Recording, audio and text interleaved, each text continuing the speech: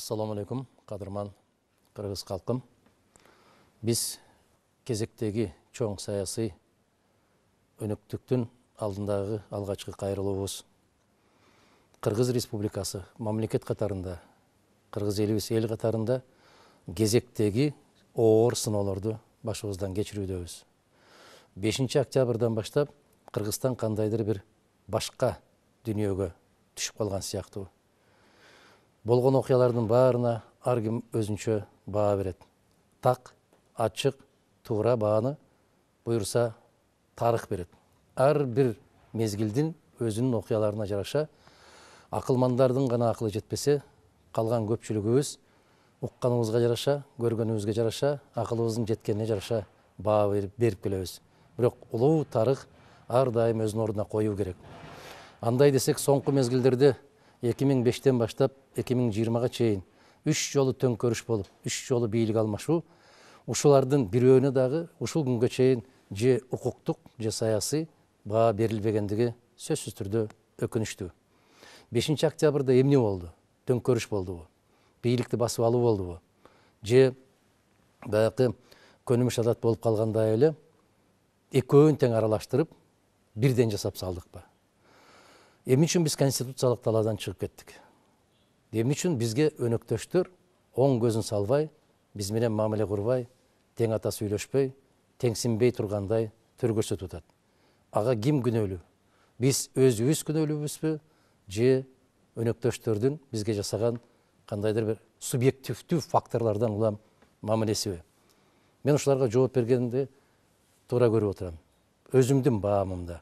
Биринчиден биз конституциялык талаадан чыгып кеттик. Экинчиден биз өнөктөштөрдүн кандайдыр бир укуктук талаага кирүү жөнүндөгү сунуштарын четке кактык. Баарын өзүм билемдик менен жасап калдык.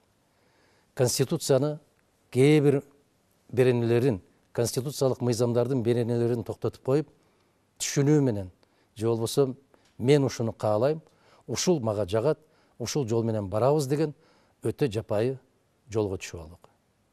Ушунун натыйжасында биз өнөктөштөрдүн бизге болгон сый урматын, кадыр баркын жоготтук. Эми кандай болушубуз керек? Конституцияны четке түртүп коюп, 2010 жылы дагы ушундай окуялар болгон. Бардык мыйзамдардын жүрүшүн токтотуп, биз өзүбүз гана билебиз дегендин кесепетинен 2020 жылдагы алишемдикке жетип келдик. Эсиңиздерде болсо 2010 жылкы декреттерден улам, шашылыш түрдө кабыл алынган конституциядан улам мен өз баамды бердим эле. Бул конституция Кыргызстанды туңгуюкка алып барат деп. Аны тарых далилдеди. Көрсөттү. Натыйжада 16 жылы шашылыш түрдө экинчи жолу кайра кабыл алдык. Ал конституцияны Кыргыз мамлекетин жокко алып баруучу конституция деген бааны бердим эле. Натыйжада мамлекеттибиздин жоктугун мына кечеки 5 октябрдагы болгон окуялар, андан берки уланып келаткан башаламандыктар далилдеп келатат. Бир да мыйзам иштебейт, мыйзам эмес, конституция да иштебейт. Жогорку кеңешке шайлоолор бир кишинин каалоосу менен токтоду да, кан буугандай буулуп, кайра шайлоо, президенттик шайлоо бүтмөйүнчө жогорку кеңешке шайлоону өткөрбөйбүз деген чечим менен жашап келатабыз. Эгер биз ушундай түшүнүктөр менен жашасак, бизди өнөктөштөр түшүнөбү? Жок. Сыйлайбы? Жок. Биз менен эсептешеби? Жок. Дагы бир жолу жок. Ар кандай өлкө болбосун, кичүү болобу, чоң болобу, мыйзамдын талаасында гана иш алып барган өлкөлөрдүн сый урматына ээ болот. Биз эл менен жүрүп, сүйлөшүп, алардын суроолоруна жооп бергибиз келген. Мен биринчи жолу ушуумду касиеттүү ысык көлүбүздөн баштайбыз деген жакшы оюм бар эле. Бирок тилекке каршы мына ушунчалык жапайычылыктын чегине келдик. Биздин жигиттер, Мадумаровдун штабын түзүп аткандар жалынып жалбарып менден суранышты. Бизде жаш азаматтар пайда болду дейт. Эгерде кимде ким бир жигиттен башка талапкерлерге чуркаганын көрсөк, барып үйүңөрдү өрттөйбүз деген коркутуулар менен жүрөт дейт. Азамат. Баракелди айланайын. Биз ушуну күттүк беле? Биз ушуну элдик бийлик деп эсептейбизби? Биз ушуну маданияттуу өлкө деп атай алабызбы?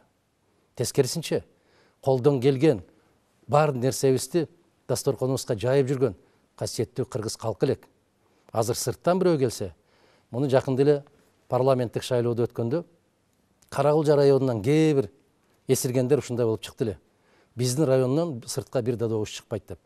Натыйжа эмнеге алып келди, аны көрүп атасыздар. Эми бүтүндөй бир өрөөндү биздин Кыргызстандын көз жашындай болгон берметтүү ысык көлүбүздү мына дал ушундай урагандарды, чакырыктарды таштап койгондук бул жапайычылыктын жеткен чеги. Ошондуктан касиеттүү калкым, мен билем, Ысык көл областында дагы, башка областтарда дагы миңдеген адамдар бизди колдойт, биз тарап болушат. Бирок мага сиздердин үйүңүздөр эле эмес, чымчыктын салып койгон уясы да кымбат. Мен чымчыктын уясынын дагы бузулушун да, күйүүсүн да каалабайм.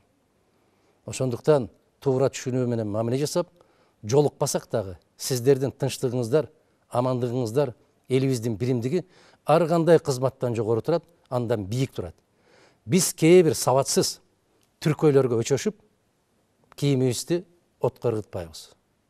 Аман болсо, жакшылык болсо, Кудай кааласа, биз сиздер менен жолугушуп келгенбиз, жолугушуп турабыз, мындан ары карай да жолугуша беребиз. Урматтуу кыргызстандыктар, соңку мезгилдеки Конституциянын тегерегиндеги болуп аткан ойлордун баарын билип атасыздар, мыйзамсыз. Мен өзүмдүн программама киргизип отурам. Жараткандын буйругу болуп, калдайган калктын колдоосу болуп, биз жеңишке жетишип калсак, 6 октябрдан берки Конституцияга каршы келген мыйзамсыз бардык чечимдердин баарын токтотуп, жокко чыгарабыз. Биз мыйзам талаасына киребиз. Биз менен өнөктөш болгон өлкөлөрдүн кадыр баркына, сыйлоосуна, урматтоосуна ээ болобуз. Мындан чыгуунун жолу барбы? Бар. Ал эмне? Ал мыйзам талаасы. Мына кээ бир учурларда азырда айтышып атат, кээ бир талапкерлерге жолугушууларга мүмкүн болушунча буттоосу менен бирге, тескерисинче бир азаматка мугалимдерди дагы, студенттерди дагы, ар бир айыл өкмөттөн аксакалдарын дагы топтоп келип, бардык жерге топтоп аткандыгын, кечеки 17-жылкы шайлоодо кандай өтсө, андан 5 беттер күч алгандыгын жер-жердеги биздин кайдыгер эмес азаматтарыбыз кабарларын берип атат.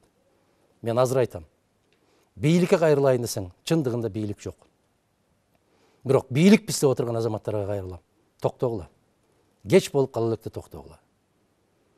Элдин ишенимин, элдин чыдамын силер элекке салбагыла.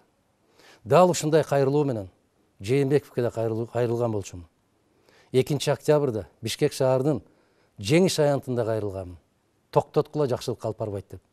Натыйжада 5 октябрь болуп кетти. Эгерде бир жеке инсандын өзүнүн керт башына жапа чеккен болсо, анда маселе жок эле.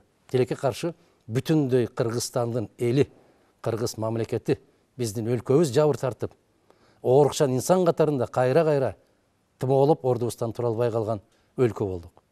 Башка өлкөлөрдүн берген бааларын угуп атабыз. Бизге жасаган мамилелерин көрүп атабыз. Ошондуктан чыгуунун бирден бир гана жолу бар. Бир гана касиеттүү Кыргызстандын калкы чыгарат. 6 баштуу акылман келсе да чыгара албайт. Ойгонуңуздар, кайдыгер болбоңуздар, туруңуздар. Өлкөбүз бирөө, келечегибиз бир. Биз келечекте кандай өлкөдө жашайбыз, кандай өлкө болобуз, кандай эл болобуз, ал ар бирибиздин өзүбүздөн көз каранды. Ошондуктан мен айтып келем, өз бактысы үчүн күрөшкөн эл гана бактылуу болот деп. Өз бактыбыз өзүбүздүн колубузда. Алардын берип аткан 1000 сомунда же 2000 сомунда эмес, алардын берип аткан бир кесе чайында эмес, Кудай буйрса, көптү көргөн, көптөгөн тарых барактарында жок болбогон касиетин кармап келген, намысын бекем сактап келген эл катарында эртеңки болуучу шайлоолордо туура чечим кабыл алабыз деген үмүттөмүн. Жараткан жар болсун, өлкөбүзгө биримдик болсун, элибиз аман, жерибиз бүтүн, асманыбыз ачык, келечегибиз кең болуп, өзгөлөргө тең болуп жашаган күндөрдү насип этсин. Жакшылыктарда көрүшкөндү жараткан маңдайыбызга буйруган болсун. Саламатта болуңуздар.